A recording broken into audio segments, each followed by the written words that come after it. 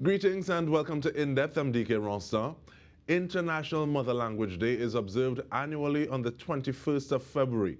This year's theme is Multilingual Education, a pillar of learning and intergenerational learning. Our guest is general practitioner and cultural activist, Dr. Visham Bhimull.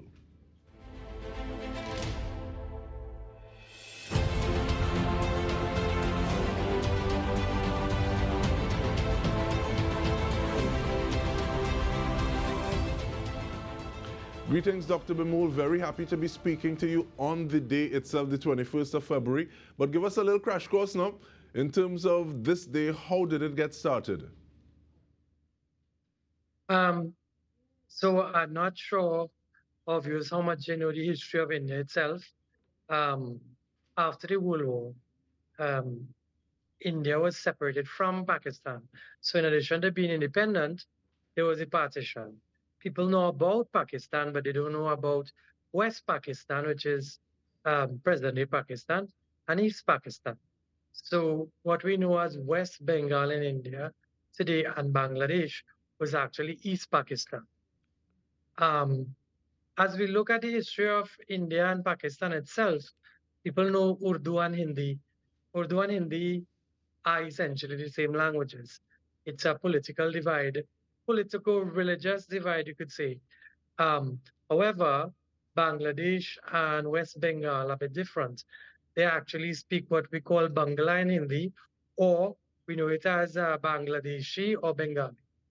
So like India, when it tried to, or at least it made Hindi the language, one of the official languages, Pakistan wanted to make Urdu in both West and East Pakistan. However, the majority of individuals um, who lived in East Pakistan, their mother tongue or the language they spoke was, as we mentioned, Bengali, as we know in English, or Bangla in Hindi.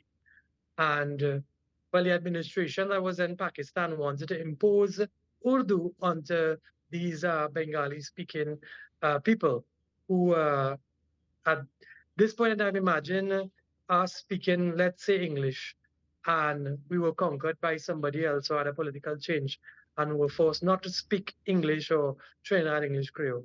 So, in the same way, they were it was the language of Urdu was being imposed on them, so much so that they felt that sense of identity in the Bengali language that shortly after the partition in 1947, in 1952, and then manifested in 1954, they actually had protests where people were shot and died for the language they grew up speaking. Um, I kind of get a sense of that as a Trinbagonian because I speak on my mother tongue is Trinidad English Creole. And well, I also advocate for languages known to be the origins of this, which would be Trinidad Patois and Trinidad Bhojpuri. And when people identify these languages as broken forms of a different language, English Creole as broken English, or Bhojpuri as broken Hindi, or Patois as broken French, I mean, that's the closest I might get to feeling my identity infringed upon, like in the 1950s by the now Bangladeshi and West Bengalis of India, who died for their language of Bengali back in the 1950s. And thank you so much for that. And that level of imposition that you speak about is something that I look at from time to time, because my thing is that if systems were a little more inclusive, then each of these things could be learned a little more. So Trinidad Creole English, as well as standard received English, because I think sometimes we are under the impression that we grew up or we start learning like standard received English as opposed to something else, so that we should know certain things that we don't. I know some people are proponents of the fact that standard received English should be taught as a second language, and then you would see different kind of things happening. As opposed to, I remember somebody saying that, okay, well, I know that the children is playing the dot. So they was arguing with the HR manager and said they got there at 8 o'clock on the dot because they didn't realize, okay, well, no, this is for this and this is for that. But in terms of that imposition, what can just a level of mental inclusion do in terms of for all these languages? This is mother tongue and otherwise. Well, I mean, me being my mother tongue is Trinidad English Creole, um, not Creole English, English Creole. And moving from that to learning English at school, standard Trinidad English. Remember, it's not the Queen's English we speak, but it's our own Trinidad English officially. Um, and then traveling to other places and um, being able to speak now six languages, English excluded from that. Um, there's a whole, I think it's Czechoslovakian saying where if it is you speak more than one language, you view the world or you perceive it through um, different windows from different perspectives. That's an individual choice by myself. But what I notice is that other English speakers like me have difficulty in learning another language because, well, it's quite easy language of business, and everybody caters to English speaker as though they're privileged. Remember, speaking English is not speaking English is not a measure of intelligence, which we kind of tend to assume. And I think all English speakers assume that. Um,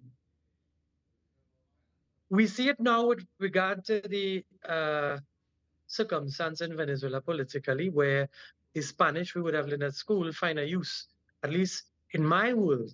However, as typical English speakers, I find the friggin' Begonian who would have been educated, they would know modern standard English and say, well, why don't they learn our language?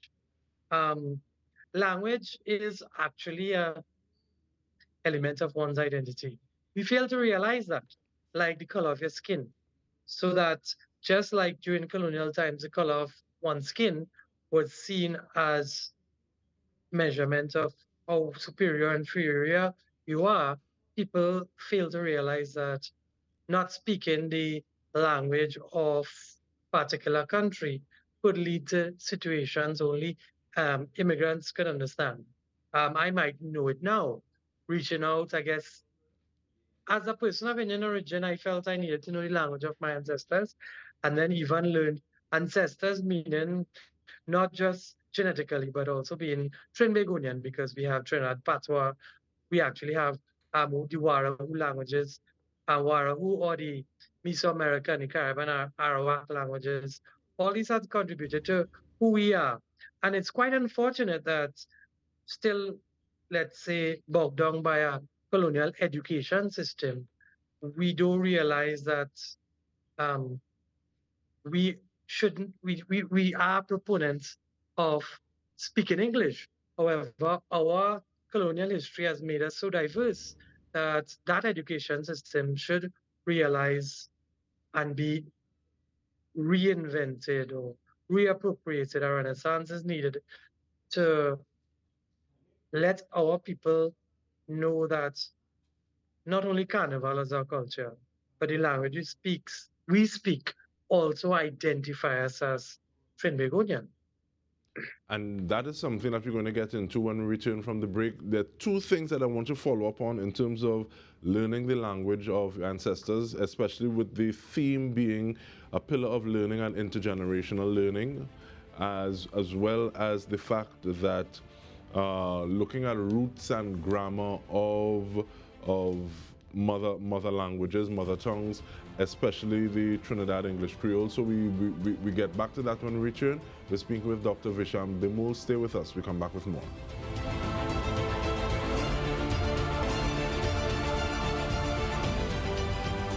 Welcome back. We are speaking with general practitioner as well as cultural activist, Dr. Visham Bhimull, on International Mother Language Day. Now, Dr. Bhimull, in terms of like the roots of Trinidad English Creole, and we say Trinidad specifically, especially like patois, and what are some of those elements of grammar, syntax, semantics? Give us some ways that we can define, make distinctions, please, morphology, etc. And this is also a way to emphasize uh, that nothing is pure, everything is mixed. As English speakers, people fail to realize that English actually is a mixture of two languages, a language related to Dutch, which is Anglo-Saxon, as its grammar system and vocabulary of Old French. This has happened in Trinidad as well, where our English Creole is basically gets its grammar from Trinidad Patois, which in turn gets its grammar from West African languages brought by slaves, um, and English vocabulary. So you actually have underlying West African grammar through Patois and, and English colonial vocabulary. Um, I'll give some examples because I mean, I always go back to my grandmother and how she spoke and how my mother tongue, which is hers, I grew up with her from 3 months old to the age of 16. And I never saw any sort of inferiority complex in speaking it even today. Um, so I will go through the tenses in English Creole, Trinidad English Creole, and how we got it from Patois, and how these are not broken French or these languages are not broken forms. So in Patois, if you have to say I went, it is usually moi te allé. I did go. My nanny used to speak like this. Again, you see the grammar system remains the same with the raw verb and the tense marker. Did go, tense marker did go, the raw verb. So in Patois, it's moi te allé, and in English Creole that becomes I did go, or I did go. Um, then I go to school every day. Um, you say in Patois, moi ka aller. I go habitually, or I just go. My nanny would say now, I remember, I does go to school every day. Does the tense marker, the verb remain the same, go? And then the future tense is, I will go. In Patois, it's moi kai ali. And that translates in English to I go. I will go to the market tomorrow. You see, it has a grammar system that it gets from Patois. There are also other forms and elements from Trinidad Bhojpuri. Like in English, you wouldn't say he he he he he come running or look he running coming. We do say that in standard English. We use in English verbs, but that's how you say it in Hindustani, which would be door ke, u door ke, he run and come, or he run come, literally. So again, these are just grammar elements from basic languages or our ancestral languages, Trinidad Bhojpuri and Trinidad Patois, to see how it contributes to not a broken English, but an English that is a Creole form and a language in its own right. And you say that, and I smile just for more than one reason. One, when you say using the Trinidad English Creole, it resonates with me and it feels so much more visual, and I can see it. I can see him run coming. And I also appreciate that respect that you give to your grandmother and who would have had such a formative influence on you. And I also think of the way, as opposed to having a word and a comparative and superlative, and different words for that. Sometimes you may double up on a word or triple up on a word to give an idea of degree. The thing code good, you know. So it makes sense this way to have it explained like this by you. So we thank you for that. But in terms of being able to see through the eyes of someone by being able to speak their language, and you spoke about two influences. I feel it's so much more for English, you know, Dr. Bhimull. English just teeth, you know. And also giving an idea of power, because looking at the fact that in the kitchen you would have had, I remember someone laying out to me, so the animal might be sheep, and that was more, I think, English, or pig, but in the kitchen where the French held sway is mouton, like mutton, or is pork is the next one, but giving an Yeah, idea of swine who and pork. held sway in what area and using those as historical markers. But I ask that, well, I say that to ask, how does being a polyglot expand your horizons as it regards to language, culture, society on the whole? It's how you view things. Yeah, the other one you want to remember is beef cow and pork and swine. Um, when you express something in one language, the way and perspective you might express is different. In Spanish, tengo hambre, I have hunger. But in English, we say I'm hungry. In Hindi, we say mujhe bhook lagi. To me, hunger is felt. So that's just two examples of, I mean, it's saying the same thing, but the perspective you're looking at, where the source is from, is not the same position, right? I am hungry versus I feel hungry versus hunger is felt to me versus I have hunger. That's just one example. And there are even aspects of time because there are certain expressions we use in Hindi, English, or even Patois, where the perspective you get of time actually varies. I do have examples now, but I give you a short story. I was coming home from Paramaribo. I went to the airport. I would drive quite tired coming in the Caribbean Airlines. Only a Trini could tell you the story. Um, I walked up quite tired, looking at the woman who's gonna check me in. She was Surinamese Creole, um, person of African descent, but mixed. So I went up and I was like, should I speak to this woman in Dutch or should I speak to this woman in English or English Creole? And I decided Dutch and I said, Goedemorgen mevrouw, hoe gaat het met jou? And she started speaking back met mij, gaat het goed? En met jou? And we started speaking in Dutch for like about 3 minutes. And then after she asked where I was from, and I said, well, I'm from Trinidad. And she stopped for a second, and her basis of existence had a little bit of shake because she didn't realize that I'm Trinidadian. She thought I was from Amsterdam, based on how I speak, and I probably have my parents who moved there and I was born there or something. But the whole idea is that to vacillate such is like changing the color of your skin. Uh, being Spanish at one point, being Portuguese, or being somebody from Africa or India. I travel a lot around the world, and a lot of people assume I'm from India. What part of India you're from? But when I traveled the first time to England, and I was buying in London at the grocery store um, chocolates. We usually do that as Finnies to bring back to our family, Maltesers and so. And the cashier said, "You from Trinidad?" And I said, "Yeah, how you know that?" She said, "Well, you're talking just like me, you're Trinidadian." And the first time somebody actually identified me as a Trinidadian, I felt so proud.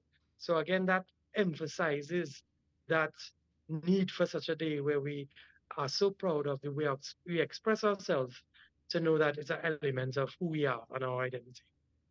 And with that, we want to thank you so much. According to his Krokro say, help raise we nose.